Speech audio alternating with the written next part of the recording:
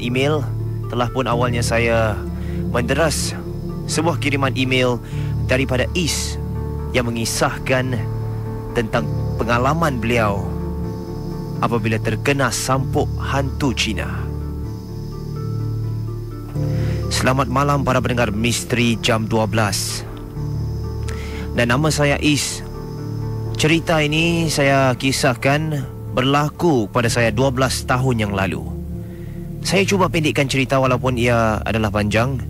Kejadian ini sebenarnya diceritakan kembali kepada saya selepas disampuk selama sebulan. Ya betul, bukan sehari dua saya kena sampuk. Saya kena sampuk selama sebulan. Dan cerita yang anda akan dengar merupakan kisah yang telah diberitahu kepada saya oleh ibu serta ayah. Pada ketika itu sebelum terkena sampuk, masa tu tengah hari raya Aidilfitri. Emak dan bapa 12 tahun yang lalu ingin mengunjung rumah saudara saya di Bukit Panjang selepas saya pulang sekolah, dan pada ketika itu lewat senja.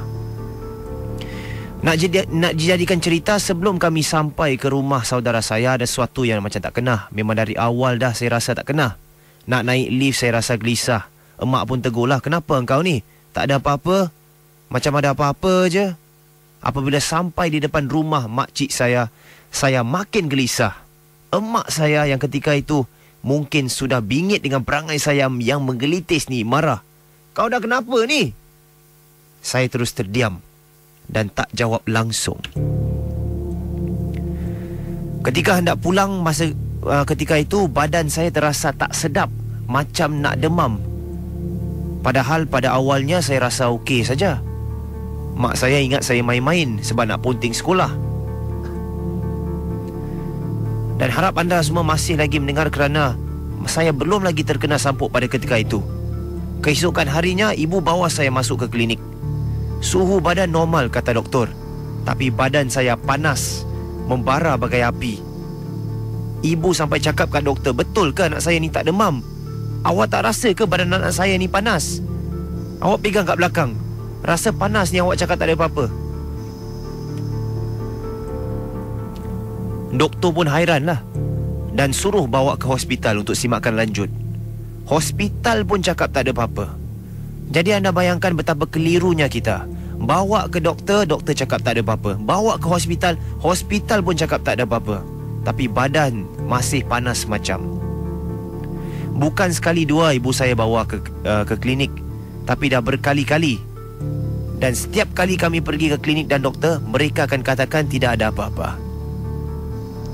Dan selama seminggu ulang-alik ke hospital sampai kehabisan duit disebabkan kejadian itu. Emak dan arwah nenek terpaksa berhenti kerja untuk jaga saya sebab saya dah tak boleh bangun. Sampaikan katil dialihkan ke ruang tamu. Dan ibu pernah katakan kepada saya, ketika maghrib menjelang tiba, tepat apabila detik saat itu mengenakan untuk menandakan masuknya waktu maghrib, saya akan menjerit dengan sekuat hati, panas! Panas! Ya Allah, panas! Saya tak boleh tidur pada waktu malam dan hanya tidur di waktu pagi sampailah ke petang. Itu waktu tidur saya. Waktu malam, saya akan mulakan main wayang. Sehingga saya pun tak percaya apabila dikatakan saya boleh terapung seolah-olah hendak terbang. Itu yang dikatakan oleh abang saya. Dan sekali lagi, setiap kali maghrib akan menjelang tiba, pada satu kali ini pernah ibu saya mengatakan, saya sampai berkata kepada semua keluarga, korang semua baik lalu tepi. Atuk aku dah dekat luar. Kau buka tingkap ni, aku nak terbang. Dan anda bayangkan, pada ketika itu bapa saya sampai duduk termenung melihat ke arah saya. Dengan nada yang marah, beliau teriak ke arah saya, kau boleh tidur tak? Tak reti nak tidur? Kan dah malam? Dan saya hanya mampu tenung kembali ke arah ayah saya. Badan saya yang awalnya gemuk menjadi kurus sehingga tinggal tulang dan isi. Dan apabila saudara kunjung ke rumah untuk beraya, menjadi terkejut dengan keadaan saya. Makcik sampai nasihatkan mak, pergilah jumpa pakar, anak kau tu dah sakit. Doktor-doktor biasa dah tak boleh baikkan dah. Hospital pun dah tak boleh buat apa-apa. Pergilah jumpa pakar, jangan degil. Mak saya hanya merenung ke arah makcik dan bersetuju. Ketika hendak menuju ke rumah pakar, bermacam-macam halangan berlaku. Sampai satu ketika ni, dalam perjalanan menuju ke rumah pakar, bersama keluarga dan sanak saudara mengiringi saya, sampaikan 6 orang perlu datang untuk angkat saya berjumpa dengan pakar. Pakcik saya pun naik haran. Nampak macam kurus, macam mana boleh jadi berat ni? Apabila sampai di rumah pakar, pakar itu seraya berkata, anak awak ni bukan apa. Dia dah terlanggar sesuatu benda ni. Kamu semua tak nampak dia langgar. Masa tu dia ada jalan-jalan, dia terlanggar satu pasu kan, kat rumah saudara di Bukit Panjang. Ada 3 makhluk jin Cina dalam jasad anak awak ni. Mak saya pun bingung. Pasu apa? Depan rumah dia kan lapang, satu pasu pun tak ada. Rupa-rupanya Casey, pasu itu adalah milik jiran Cina makcik saya. Dan ibu saya menyuruh, meminta kepada pakar untuk tolong ubati saya. Baiklah, saya akan berzikir kat rumah dan insya-Allah akan saya usahakan. Nanti saya akan ke rumah awak dan bila tepat pada masanya akan saya wawarkan. Sudah hampir seminggu pakar tak datang Casey. Emak pula naik runsing dan risau dalam keadaan saya yang hampir maut, sehingga beliau sendiri kesian sampai nyaris-nyaris hilang akal. Emak dah tak sabar dah. Dah tunggu seminggu lebih untuk kehadiran pakar, masih lagi tak datang. Lalu oleh kerana tidak sabar menunggu kehadiran pakar, emak saya sampai sanggup Casey bawa saya ke tempat sembahyang Cina di Bukit Batuk, di kuil Cina di sana. Dan pakar-pakar di kuil Cina tersebut mengatakan sebenarnya benda yang diresap dalam badan saya ni bukan satu, tapi banyak. Mereka sendiri tak sanggup ubati.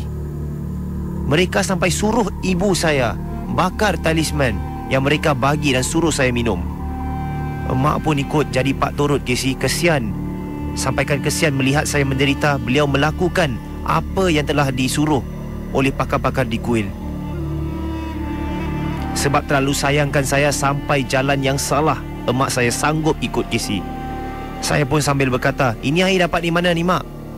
Asal rasa panas macam je. Atuk ada janji tau. Mana buah tu mak? Mak? Mana buah tu? Semua naik hairan Casey dengan apa yang saya minta. Pakar pun tiba beberapa minit kemudian. Pakar saya marah mak saya apabila tahu mak saya telah menggunakan cara yang sesat untuk ubati saya. Lekas-lekas dia suruh ibu saya bertaubat. Rupanya Casey, buah yang dikendaki adalah buah oren. Dan semua yang ada di situ rasa terkejut apabila saya dengan sendirinya mengambil 30 biji buah oren, menghirupnya sampai kecut. Pakar itu seraya berkata, apabila saya dalam keadaan yang dalam keadaan tidak sadarkan diri, pakar itu bertanya kepada saya, sekarang kau nak apa dengan budak ni? Budak ni tak salah apa-apa tau. Saya pun menjawab, ini budak sudah langgar adik-beradik aku punya pasu. Aku nak dia mati. Pakar itu sudah pun buat perjanjian. Aku kasih balik pasu kau, tapi kau jangan kacau budak ni. Saya cuma tersenyum. Pakar meminta kawan abang saya yang berbangsa Cina membakar kertas berbentuk pasu dan dibuang ke simpang 3. Dan apabila selesai, saya pun tersedar dengan hairan berkata dalam hati, macam mana katil boleh ada kat luar? Ramai orang pula tu. Rupa-rupanya Casey, saya tak tahu tentang perkara yang telah terjadi selama sebulan. Saya sedar selepas sebulan lamanya, dan saya bersyukur kerana masih lagi bernyawa sehingga ke hari ini. Saya cuma ingat semalam pergi ke rumah makcik, dan apabila saya bangun, saya berada dalam keadaan ini. Dan pakar itu memberikan pesan kepada kami sekeluarga mempelajari ilmu agama dan sentiasa solat.